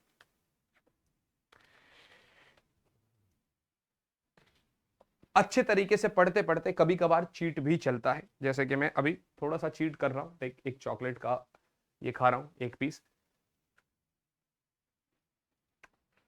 But कब? जब मुझे पता है कि मैं आज के दिन 4-5 घंटे ऐसे लेक्चर लेते चलते चलने वाला हूं, तो मैं इजीली बर्न कर लूंगा इसको।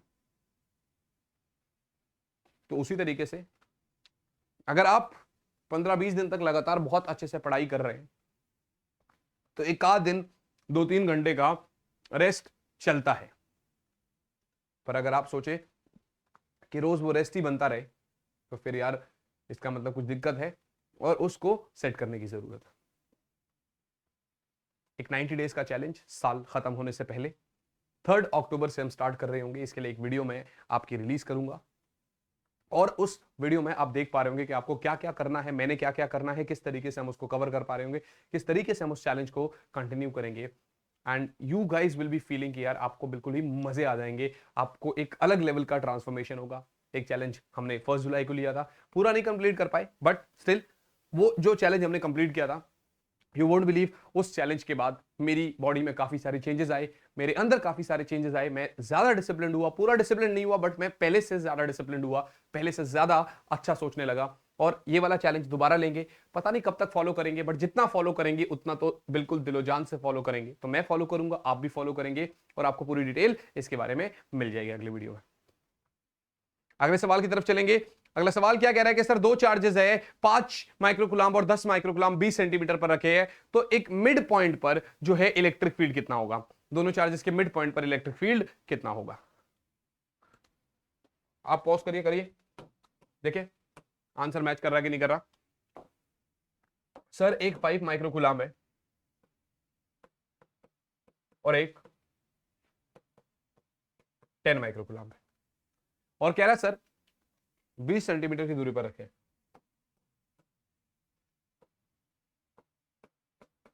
ठीक है, बोलता मिड पॉइंट पर इलेक्ट्रिक फील्ड कितना होगा। ए बी सी ले लो, बड़ा वैसी बात है, ये इसको रिपेल मारेगा तो E1, और ये इसको रिपेल मारेगा तो E2, क्योंकि प्लस और माइनस है, दोनों ही प्लस है ना, दोनों ही चार्जेस प्लस है। ये समझ लो ये 5 का है और ये 10 का है, तो जो ज्यादा चार्ज होगा वो ज्यादा रिपेल मारेगा। तो पहले ही आप थोड़ा स्मार्टली खेलो, जो नेट इलेक्ट्रिक फील्ड आएगा वो टुवर्ड्स ए आएगा, टुवर्ड्स +5 माइक्रोकुलाम। तो ये दो ऑप्शन आपके वैसे भी कट जाते हैं। अब आपका ए और बी ऑप्शन में से ही कोई आपका आंसर है, ये समझ में आ गया भाई। देखो ना, ये 10 वाला है और ये वाला 5 है, तो 5 अगर कुछ 10 के साथ रिपेल मारेगा 10 यूनिट के साथ, तो ये 20 के साथ मारेगा, तो 10 वाले की तरफ जाएगा। तो पहले आप इवन लिखेंगे, which is k Q by are square, बोले तो 9 इंटू 10 की पावर 9, क्यू बोले तो 5 इंटू 10 की पावर -6, और आर स्क्वायर बोले तो 10 इंटू 10 इंटू 10 की पावर -4, क्योंकि मीटर में कन्वर्ट करना जरूरी है। So E1 is going to be 9 पंजे 45, 10 की पावर +3, और यहां से -2 और हो जाएगा, तो 4.5 इंटू 10 की पावर 6 न्यूटन पर कूलम। किस डायरेक्शन में? आपका राइट साइड में। E2 की बात करेंगे तो दैट इज K, और Q की जगह वो एक हिसाब से 10 है, तो 2Q लिख सकते हो। यहां पर आपने Q को 5 लिखा है, इसलिए मैं बोल रहा हूं, ठीक है ना। तो अगर मैं 2Q लिखूंगा तो मतलब 2 इंटू के क्यू बाई आर स्क्वायर, इसका मतलब 2 इंटू ई, इसका मतलब 2 इंटू 4.5 इंटू 10 की पावर 6, इसका मतलब 9 इंटू 10 की पावर 6 न्यूटन पर कूलम। समझ में आया? तो भैया उधर 9 इधर 4.5, देखिए इधर 4.5 इंटू 10 की पावर 6 न्यूटन पर कूलम, और इस डायरेक्शन में 9 इंटू 10 की पावर 6 न्यूटन पर कूलम। तो फाइनल जो ई नेट आएगा वो कितना आएगा? 9 माइनस इतना, विच इज 4.5। फाइनली भी वो 4.5 इंटू 10 की पावर 6 ही बच रहा है। फाइनली भी वो 4.5 into 10 raise to the power 6 ही बच रहा है। तो ये आंसर पे क्लिक कर दिया, ये आपका वो आंसर है जो मैंने सॉल्व किया। आप एक बार इसको नोट कर लो, देखो आपसे बन पा रहा है कि नहीं बन पा रहा है। कोई डाउट है तो जरूर कमेंट में बताइएगा, जैसा भी होगा उसको सॉल्व करेंगे आपके डाउट को।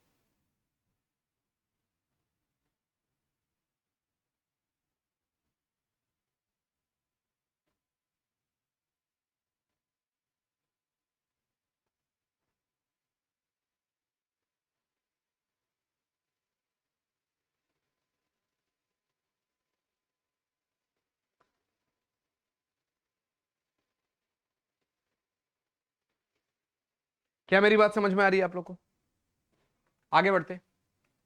To small charge spheres A and B have charges 10 microcoulomb and 40 microcoulomb respectively and are held at separation 90 centimeter from each other. At what distance from A electric intensity would be 0? दो small charge spheres है A और B, दोनों का कुछ कुछ charges दे रखे हैं। They are held at separation of 90 centimetre from each other. A से किस दूरी पर इलेक्ट्रिक इंटेंसिटी 0 होगा? ऐसे क्वेश्चन आपको देखने पड़ेंगे। देखिए अगर सेम नेचर के है ना, यानी प्लस प्लस या माइनस माइनस, तो उन दोनों के बीच में कहीं पर एक पॉइंट आएगा जहां पर आपका नेट फील्ड 0 होगा। और अगर प्लस माइनस है तो फिर आपको लेस मैग्नीट्यूड वाले की तरफ जाना पड़ेगा। वो आप यहां पर दे नहीं रखा, तो अब यहां पर आप ध्यान से देखिएगा, 10 माइक्रोकुलाम है and then it is 40 microcoulomb. देखिए बड़ी सिंपल सी बात है, 10 वाला रिपेल करेगा कम, इसके साथ 40 वाला ज्यादा, उसके साथ तो 40 वाले से दूरी ज्यादा होनी चाहिए। थोड़ा सा ये दिमाग लगा के कॉमन सेंस के बात में बोलेंगे। 90 सेंटीमीटर है, तो मैं ऐसा मान के चलता हूं कि 10 वाले के पास होगा कहीं ना कहीं x दूरी पर, तो ये 90 माइनस x हो जाएगा। बात समझ में आ रही है? सेंटीमीटर है, अभी यूनिट्स में कन्वर्जन करने की जरूरत है नहीं। नेट इलेक्ट्रिक फील्ड 0 होने के लिए ये जो रिपेल मारेगा E1 के साथ और ये जो रिपेल मारेगा E2 के साथ, ये दोनों आपस में बराबर होने चाहिए। तो for E net to be 0, E1 should be equal to E2. That simply means E1 कितना है? K into 10 into 10 की power -6 by x square should be equal to K into 40 into 10 की पावर -6 by 90 minus x का whole square. अरे भैया K Q by are square ही तो होता है, एक में Q1 एक में Q2। अगर आप ध्यान से देखोगे तो कटेगा क्या, के से के कट जाएगा, इससे ये कट जाएगा, 0 से 0 कट जाएगा। सर आपने मीटर में कन्वर्ट नहीं करा, अरे दोनों साइड रेशियो है, रेशियो में तो कट ही जाएगा, फिर मीटर हो चाहे सेंटीमीटर हो। क्रॉस मारेंगे तो आपको क्या मिल रहा है, 90 माइनस एक्स का होल स्क्वायर बराबर 4x²। यहां पर बच्चा गलती करता है, यहां पर वो इसका a माइनस बी का होल स्क्वायर खोलने की कोशिश करता है, और पहले हमने स्क्वायर के अलावा भी करा है, बट प्रैक्टिस की कमी की वजह से, प्रेशर बहुत ज्यादा की वजह से हम खोल देते हैं, मत करना। आप अंडर रूट कर दो, आप अंडर रूट कर दो both sides, under root both sides मतलब taking under root both sides, दोनों साइड्स पे आप अंडर रूट ले रहे हो, तो 90 माइनस एक्स आपका हो जाएगा 2x के बराबर, 4 का रूट 2 और x स्क्वायर का ये, सो 90 is 3x, so x is 30 centimetre, x is 30 centimetre. इसका मतलब उसने क्या बोला, at what distance from a, at what distance from a 30 centimetre. a से कितनी दूरी पर 30, b बोलता तो 60, a से कितनी दूरी पर 30, तो b बोलता तो 60 सेंटीमीटर। आई बात समझ?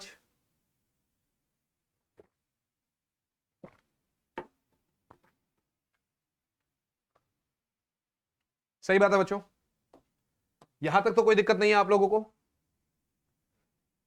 यहां तक तो कोई प्रॉब्लम नहीं है, I hope so.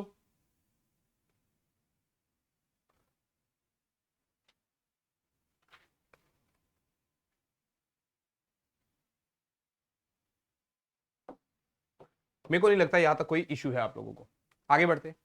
If sigma is the surface charge density, epsilon is the electric permittivity, the dimensions of sigma by epsilon। हमें पता है यार sigma by epsilon electric field का फॉर्मूला है, ठीक है ना, तो आपको कुछ फॉर्मूलाज भी पता रहने चाहिए, तभी आपका आंसर सही बैठेगा। So if sigma by epsilon is electric field, so I will say that this is the formula of electric field intensity. Sigma by E किसका फॉर्मूला है, इलेक्ट्रिक फील्ड इंटेंसिटी का फॉर्मूला है। बोलो भैया बात समझ में आ रही है? सिग्मा बाई ई किसका फॉर्मूला है बच्चे, सिग्मा बाई ई आपका इलेक्ट्रिक फील्ड इंटेंसिटी का फॉर्मूला है। आ रही है बात समझ?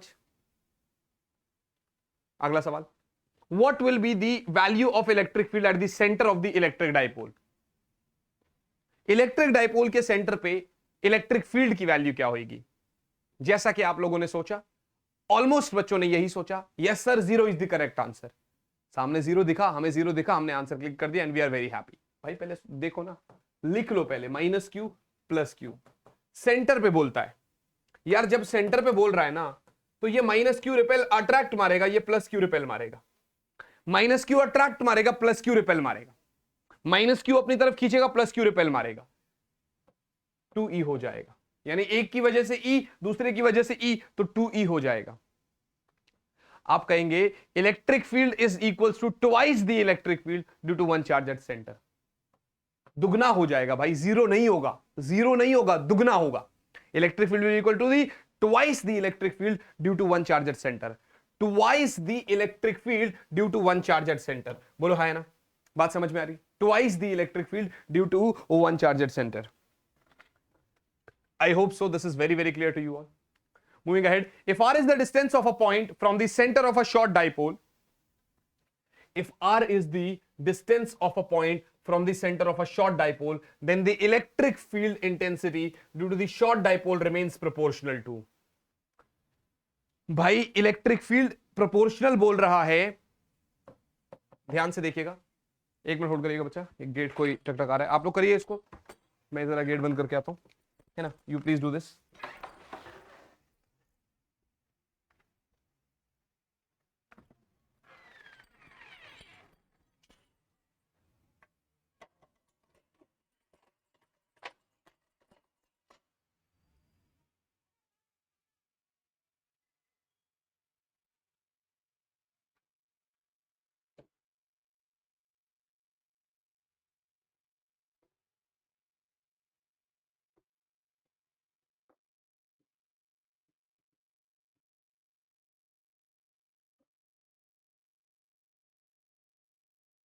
यस बच्चवाड़ी, चलिए, तो आपने एक चीज देखा यार, शॉर्ट डाइपोल की वजह से जो इलेक्ट्रिक फील्ड होता है वो कितना होता है?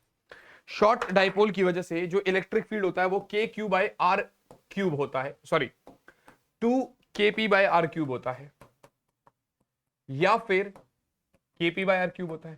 अब वो या तो एक्शियल हो सकता है या इक्वेटोरियल हो सकता है, या तो वो एक्शियल हो सकता है या वो इक्वेटोरियल हो सकता है। बट अल्टीमेटली दोनों ही केस में E is inversely proportional to r cube, अगर आपको दिख रहा है तो दोनों ही केस में E is inversely proportional to r cube if you are getting this, अगर आपको ये दिखाई दे रहा है तो। है ना बच्चों? सर बिल्कुल दिख रहा है, क्यों नहीं दिख रहा? E is inversely proportional to r cube, मैंने कहा बिल्कुल ठीक बात है। तो अगर ऐसी बात है तो इनवर्सली आर क्यूब है तो यार डायरेक्टली तो आर की पावर -3 होगा। अगर इनवर्सली आर क्यूब है तो डायरेक्टली तो भैया आर की पावर -3 होगा ना यार। अगर इनवर्सली आर क्यूब है तो डायरेक्टली तो आर की पावर -3 होगा, आपके सामने है ना बच्चों? सही है, कोई दिक्कत वाली बात तो नहीं है। अगला सवाल, an electric dipole coincides on z axis and its midpoint is on the origin of the coordinate system. The electric field at an axial point at a distance z from the origin is Ez, and electric field at an equatorial point at a distance y from origin is Ey. Here z is y is greater than a, तो Ez by Ey। भाई बड़ी simple सी बात है यार, कुछ नहीं पूछ रहा, इतना बड़ा इसने क्वेश्चन दिया, आपसे कुल मिला के सिर्फ और सिर्फ E axial upon E equatorial पूछ रहा है। आपसे सिर्फ और सिर्फ E axial upon E equatorial पूछ रहा है, और वो भी शॉर्ट डाइपोल के लिए, क्योंकि डिस्टेंस बहुत ज्यादा है आपका डाइपोल के लेंथ से, वो भी शॉर्ट डाइपोल के लिए। और ये आपको पता रहना चाहिए कि भैया इसका जो रेशियो होता है वो 2:1 होता है।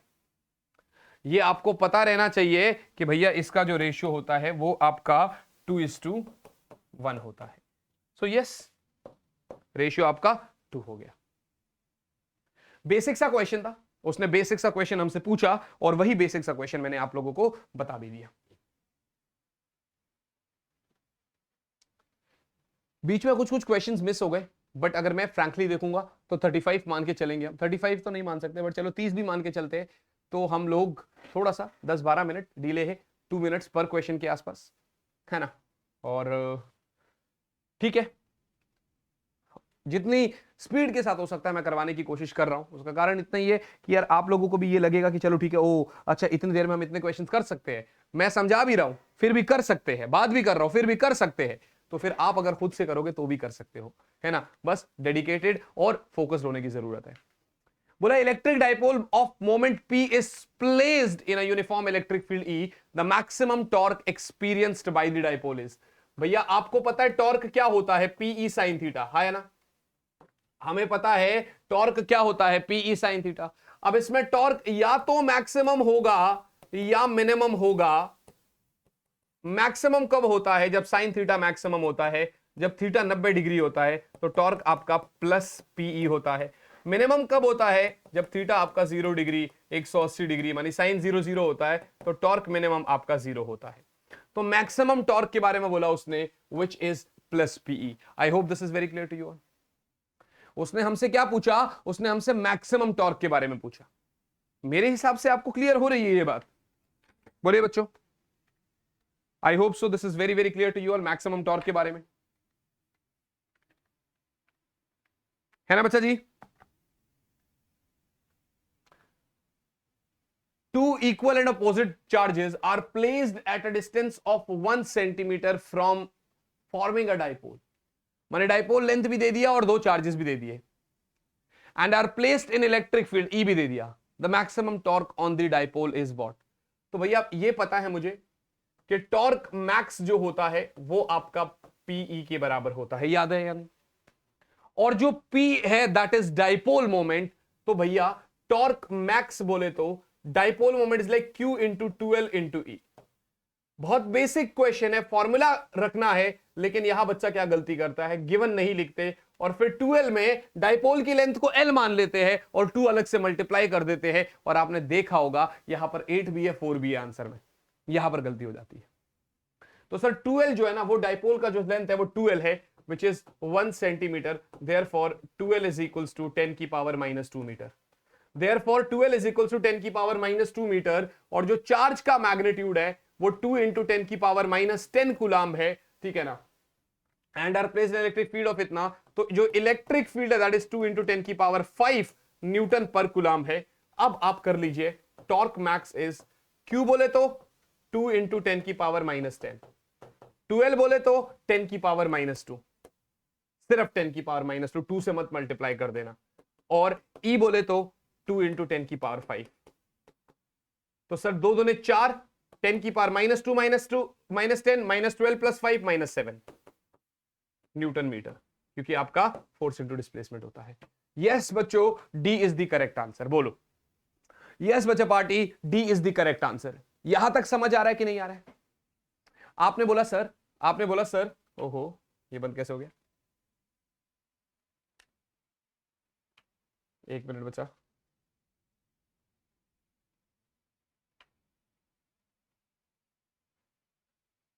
हाँ हो गया ऑन, ठीक है ना? आपने बोला sir torque is equals to p, और मेरे पास मैंने सारी वैल्यूज पुट करी और मेरा आंसर मेरे सामने है।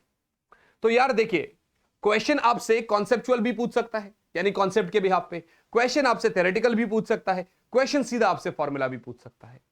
कोई भी एक चैप्टर में आपको करना क्या है? आपको आपके टीचर के नोट्स रिवाइज करने हैं, ठीक है जी, आपको आपके टीचर के नोट्स रिवाइज करने हैं। उसके बाद आपको एनसीईआरटी पढ़ना है अच्छे से, उसके बाद आपको पीवाईक्यूज करने हैं, देन मॉक टेस्ट लगाने हैं, ठीक है ना? और उसी के साथ साथ आपका ये प्रिपरेशन देन कंप्लीट हो जाता है।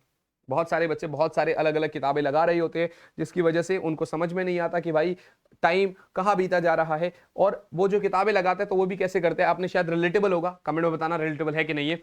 आप देख रहे होगे जब हमें 10 सवाल लगाने होते हैं, मतलब एक एक्सरसाइज के 10 सवाल लगाने होते हैं, तो स्टार्टिंग के 4 सवाल इजी होते हैं और बाद के जो 6 होते हैं वो थोड़े टफ होते हैं, मतलब लेवल बनता जाता है, हार्ड बनता जाता है। हम क्या करते हैं, स्टार्टिंग के 4 तो कर ही लेते हैं, मुश्किल से मुश्किल 1-2 और कर लेते हैं, जो लास्ट के 4 है वो छोड़ देते हैं।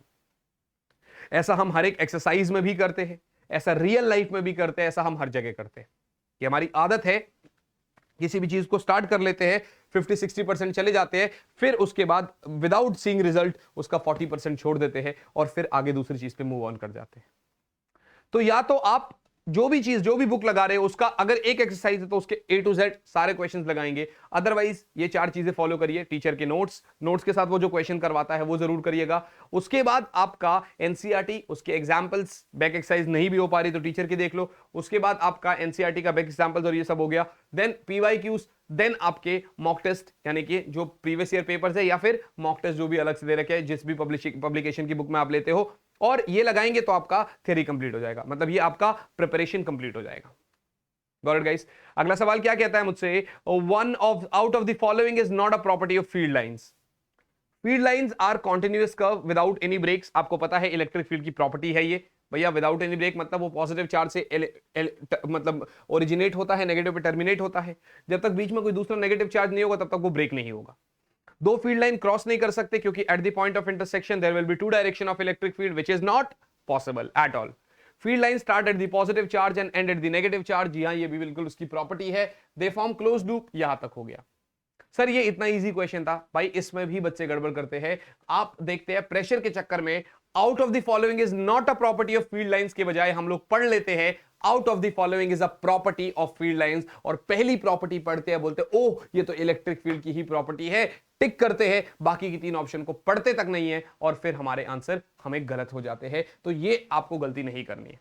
यहां तक एक बार देखिए, अगला सवाल मेरे आपके सामने है। ये अगला सवाल बहुत इजी है, सिर्फ और सिर्फ यूनिट पूछ रहा है। मैं आधे मिनट में आपके पास आया, ठीक है ना? जितना पानी पीते हैं उतना पानी निकालना भी पड़ता है।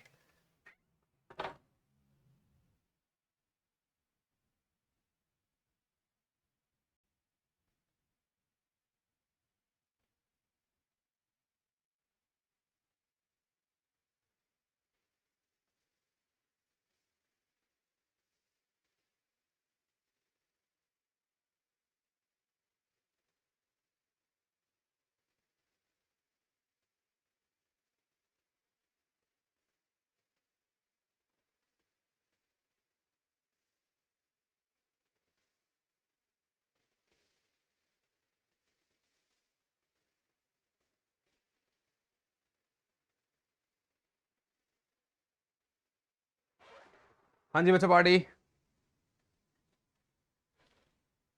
सो yes guys, give me a second बच्चों। हमने मार्कर कहाँ रख दिया? Oh my God, now where is the marker man? जाने से पहले तो मैं यहीं पर आया था, बताइए। लगता है मैंने बाहर मार्कर रख दिया।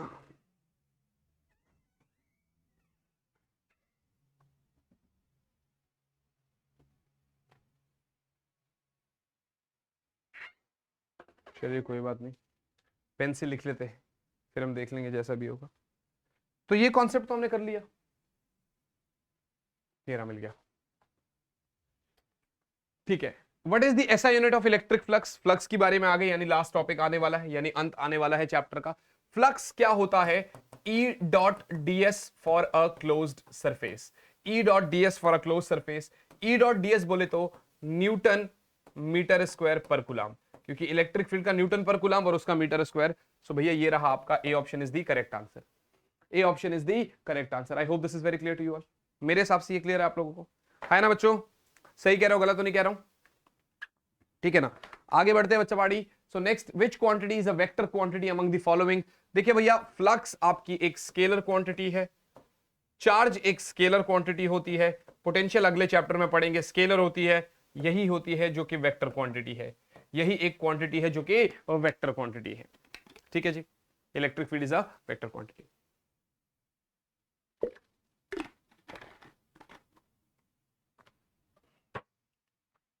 If E dot ds is 0 inside a surface, that means there is, अगर inside surface E dot ds 0 है, इसका सिंपल और सिर्फ इतना मतलब है, that means ये कह रहा है no net charge is present inside the surface। देखिए गॉस थ्योरम क्या बोलता है कि अंदर आपका मतलब इलेक्ट्रिक फील्ड 0 हो सकता है if net charge inside is 0, मतलब अंदर डाइपोल भी हो सकता है। तो भाई पहला पॉइंट तो बिल्कुल ही खत्म हो गया, no net charge present inside the, oh sorry sorry sorry, no net charge present inside the surface. हाँ बिल्कुल सही है यार, पहला पॉइंट बिल्कुल सही है यार। If E dot ds is 0 inside the surface, अगर E डॉट 0, देखो मैंने ऑप्शन को पढ़ा, मेरे को लगा पहला सही नहीं होगा और मतलब ओवर कॉन्फिडेंस में यहां पर गलत कर देता मैं, अभी बोला E डॉट ds 0 है। गॉस थ्योरम क्या बोलता है कि फ्लक्स किसी भी सरफेस के अक्रॉस तभी 0 होगा जब उसके अंदर नेट चार्ज 0 होगा, और वही हुआ। E dot ds for a close surface is 0 inside a surface, that means there is no net charge present inside the surface. इसका मतलब सरफेस के अंदर कोई भी नेट चार्ज प्रेजेंट नहीं होगा। आपके सामने है, मेरे हिसाब से आपको समझ में आ रही है बात। Got guys, moving ahead. For a given surface, the Gauss law is stated as E dot ds is 0. From this, we can conclude that आप ये कह सकते हो कि E is necessarily 0 on the surface. E is perpendicular to the surface at every point. The total flux to the surface is 0. Flux is only going out of the surface. ऐसा तो है नहीं, E डॉट 0 है तो आप ये कह सकते हैं कि नेट फ्लक्स मानी जितनी लाइंस गई उतना नेट आपका बाहर निकल गया, तो टोटल फ्लक्स तो 0 है ही आपका। चलो यार, अब आपने इतना पढ़ ही लिया तो इस छोटे से क्वेश्चन को तो मैं आपको होमवर्क में दे ही सकता हूं। इसको आप जरा एनसीईआरटी की लाइन से उठाइए, एनसीईआरटी की लाइन है ये बिल्कुल, और कमेंट में बताइएगा कि यार इसको आपने किया कि नहीं किया, एनसीईआरटी की लाइन आप कर पा रहे हैं कि नहीं कर पा रहे। गॉट गाइस, बढ़ते आगे। 45 question. Gauss law is valid for any close surface, only regular closed surfaces, any open surface, only irregular open surfaces।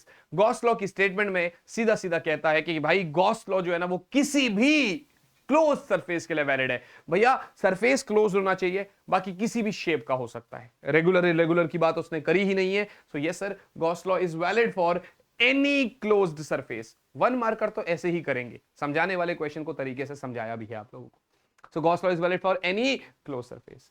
The electric flux for Gaussian surface A that encloses the charged particle in free spaces, Q1 आपका -14 नैनोकूलम है, Q2 आपका 78.85 नैनोकूलम है, Q3 आपका -56 नैनोकूलम है। तो electric flux के लिए क्या होता है, देखिए किस सरफेस के अलोंग पूछ रहा है, ए वाले की। देखो ये बी सरफेस है, ये बी है और ये ए है, ठीक है ना, और यहां पर Q3 है और बीच में Q1 है और यहां पर Q2 है। असल में E डॉट ds के लिए आपको नेट चार्ज ही देखना पड़ता है। देखिए E डॉट ds जो होता है वो क्या होता है, net charge across the surface by epsilon not. इधर नेट चार्ज कितना होगा, -14 प्लस 78.85 नैनोकूलम, मैं कॉमन ले लूंगा, -56 ठीक है ना, -14 डिवाइडेड बाय इंटू 10 की पावर कॉमन ले लो, -9 divided by epsilon not is 8.85 into 10 की पावर -12। सही है बच्चे, सही है बेटा, ठीक है। सो -14 ये -70 हो गया और ये प्लस इतना, तो ऊपर आता है 8.85 इंटू 10 की पावर -9 और नीचे आता है 8.85 इंटू 10 की पावर -12। सर ये कट जाएगा, -9 + 12 यानी +3। सो दिस इज 10 की पावर 3। अब यूनिट लिख लो, यूनिट लिख लो भैया फ्लक्स का, Newton metre square per coulomb. So yes, दोनों में आपका कंफ्यूजन हो सकता था। ऊपर चार्ज था तो यहां पर आप यूनिट देखते हैं तो हो सकता था पहले आपको लगता ओके अच्छा ऊपर तो क्यू है तो इसलिए कूलम नहीं। आपको याद होना चाहिए फ्लक्स का यूनिट इज E.ds माने newton metre square per coulomb, newton metre square per coulomb. I hope this is very clear to you all. Please note this down बच्चा, यहां तक नोट डाउन करेंगे।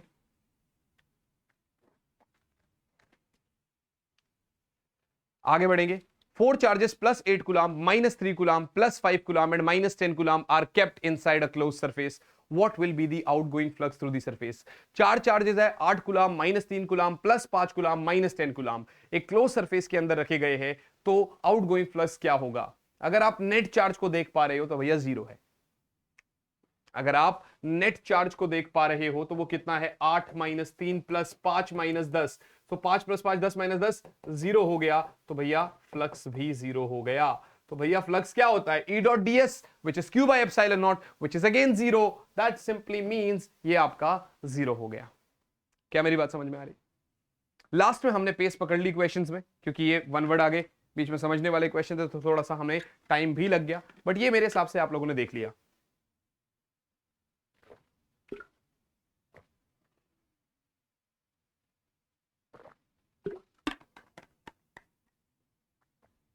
गवर्नमेंट बच्चों पार्टी सही है यार, क्लियर है बच्चों?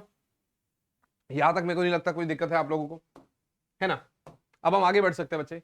नेक्स्ट क्वेश्चन क्या कह रहा है, charge q is first kept in a sphere of radius 5 centimetre and then it is kept in a cube of side 5 centimetre, the outgoing flux is. भाई देखो गॉस ने क्या बोला, कोई भी क्लोज सरफेस है उसके अंदर कुछ q चार्ज है तो फ्लक्स आपका q बाय एप्सिलॉन नॉट होगा। इधर सरफेसेस भले ही आपने अलग अलग कर दिए लेकिन अंदर चार्ज उतना ही है 5 कूलम, तो इसका मतलब आपका सॉरी अंदर चार्ज वही कुछ क्यू ही है तो फ्लक्स तो सेम ही रहेगा भाई, है ना? तो फ्लक्स तो दोनों केसेस में सेम ही रहने वाला है। In case of sphere, in case of cube, flux will be same because Gauss law is valid for any close surface. और गॉस लॉ क्या कहता है कि sir E.ds for a close surface is q by epsilon not, है ना? सही है बच्चे?